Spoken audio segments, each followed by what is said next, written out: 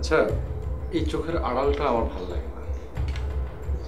তুমি খুব ভালো হয়েছে, আমি তোমাকে ভীষণ মিস করছিলাম। কেন, তোমার কি জ্বর নাকি? হ্যাঁ, তাহলে অফিসে এলে কেন? তোমাকে দেখার জন্য। চামেলি, তুমি এখনো একটা বাচ্চা। তোমার কাছে।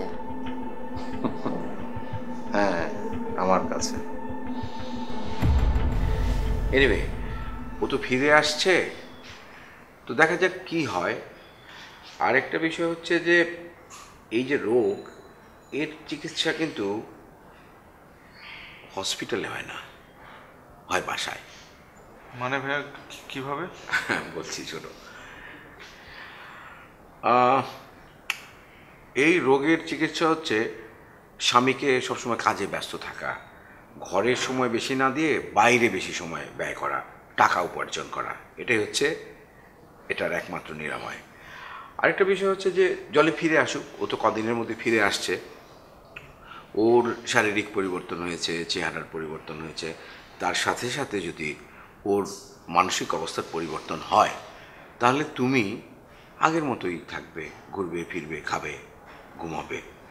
কিন্তু ওর মানসিক পরিবর্তনটা যদি না হয়ে থাকে, তাহলে তোমাকে কিন্তু কাজে ব্যস্ত হতে হবে। ধরো তুমি যদি চাকরি করতে চাও, তাহলে আমাকে বলবে, আমি তোমার চাকরির ব্যবস্থা করে দেবো, রাইট?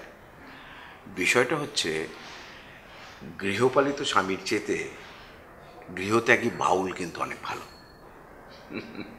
তাহলে কি ভাই আমি ঘর ছেড়ে চলে যাব? আরে না, বাস যাবে কেন? খাওয়া দাওয়া করেছো? না, এখনো খাইনি। সে লোকনাথ বলেছিল হঠাৎ আমার সাথে দেখা করতে চাইলেন? জামিনের ব্যাপারে আপনি আমাকে অনেক হেল্প করেছেন, থ্যাংক ইউ। আরে না, আমি কিছুই করিনি আসলে। ওরা অন্যায়ভাবে আপনাকে ফাঁসিয়েছে। নিজেরা বাঁচতে আমাকে ফাঁসিয়েছে।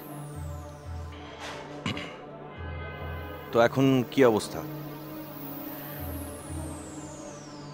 একটা চাকরি অ্যারেঞ্জ করতে হবে।